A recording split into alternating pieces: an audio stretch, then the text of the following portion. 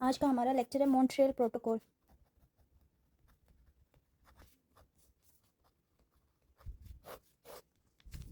ये एक international treaty design हुआ था किसके लिए, जो ओजोन लेयर है ना, जो हमने कल टॉपिक पढ़ा है ओजोन लेयर, ठीक है, उसको प्रोटेक्ट करने के लिए एक ट्रीटी बनाया गया इंटरनेशनली, ठीक है। उसको कहते हैं प्रोटेक्टिव ओजोन लेयर, ठीक है। इस ट्रीटी का नाम क्या, मॉन्ट्रियल प्रोटोकॉल। ये 1987 में एग्री हुए थे इसके ऊपर। एग्रीमेंट मतलब हुआ था, एक ट्रीटी डिज़ाइन हुआ था उस पर 1987 सितंबर में 1987 में एग्री हुए थे, और जनवरी 1989 में इसके ऊपर काम किया गया था, ठीक है। ये एमसीक्यू में भी आ सकता है।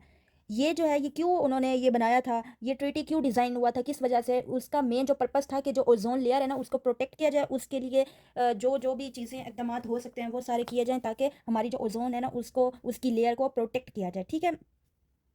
जितनी भी मतलब टेक्नोलॉजीज़ हैं उसको एडवांस करके, और फिर जो जो भी प्रॉब्लम सॉल्व हो सकती है ओजोन को प्रोटेक्ट करने की, वो सब कुछ किया जाए। इसमें 197 कंट्रीज़ थे, ठीक है, जो इस ट्रीटी में शामिल थे। उसमें तमाम यूनाइटेड नेशंस के मेंबर थे, और फिर जो भी मतलब आइलैंड सब जो है ना, यूरोपियन यूनियन, वो भी इसमें शामिल थे, ठीक है। और इस जो ट्रीटी है इसमें 9 अमेंडमेंट हो चुकी हैं, 9 अमेंडमेंट्स हो चुकी हैं। एक जो पहली अमेंडमेंट हुई थी वो 1990 में हुई थी लंदन में अमेंडमेंट हुई थी। दूसरी 1991 में हुई थी नैरोबी में। एक 1993 में हुई थी बैंकॉक में। 1995 में हुई थी वियना में। 1997 में हुई थी। 1998 में हुई थी ऑस्ट्रेलिया में। 1999 में हुई बेजिंग में।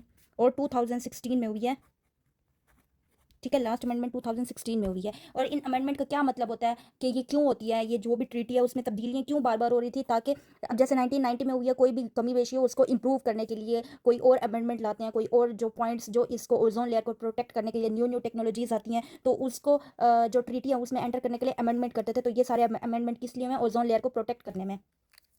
अच्छा, ये इसकी हिस्ट्री क्या है कि जो 1970 में बहुत ज़्यादा साइंटिस्ट जितने भी थे ना, उन्होंने स्टडी किया है कि क्लोरोफ्लोरोकार्बन अफेक्ट कैसे करती है ओजोन लेयर पे। फिर उनको पता चला है ये जो कि CFC है ना, क्लोरोफ्लोरोकार्बन्स, ये जो हमारी ओजोन है ना, ओजोन ये समझो लेयर है ओजोन की, और उसमें ना ये हल्का हल्का ऐसे होल क्रिएट कर रही है, ठीक है। जो होल क्रिएट कर रही है ना, वो उसको क्या कहते हैं, ये जो यूवी रेडिएशन है ना वो इंक्रीज कर देती है, जिसकी वजह से ये होल क्रिएट हो रहा है। फिर इससे क्या होता है, इससे रिजल्ट क्या बनता है, ये स्किन कैंसर इंक्रीज करती है, और भी जो डैमेज करती है आइज़ को, लाइफ को। तो फिर उन्होंने फिर ये अंदाज़ा लगाया था कि ये जो अफेक्ट कर रही है स्किन कैंसर, और जो भी हमने ओजोन लेयर के ओजोन पे पढ़ा था कि किस किस को ये डैमेज करती है, लाइफ में कहाँ डैमेज करती है, प्लांट्स को कैसे करती है, वो सब, ठीक है। उन्होंने जो है ना वो ये फिर हाइपोथेसिस निकाला था।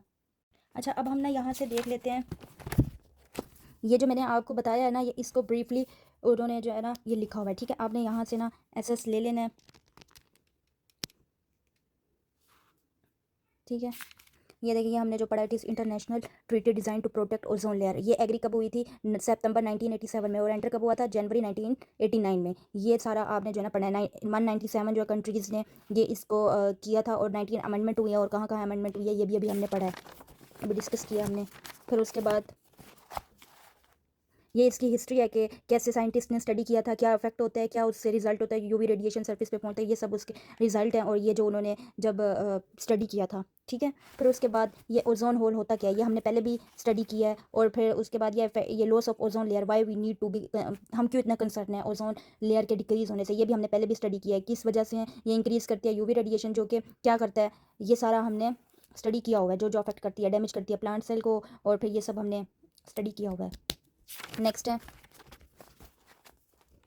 ये ह्यूमन इकोसिस्टम पे कैसे अफेक्ट करती है, स्किन के कैंसर करती है, और ये सब हमने पहले भी स्टडी किया हुआ है।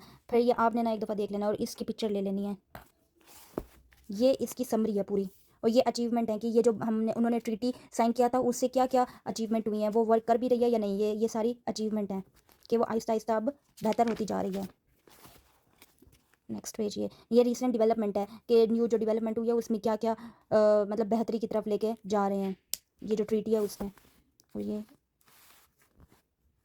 नेक्स्ट पेज, इसकी भी आपने स्क्रीनशॉट ले लेनी है। नेक्स्ट ये है, नेक्स्ट ये है, यहाँ तक है। बहुत इजी टॉपिक है, बस आपने ना एक दफ़ा देख लेना है इसको।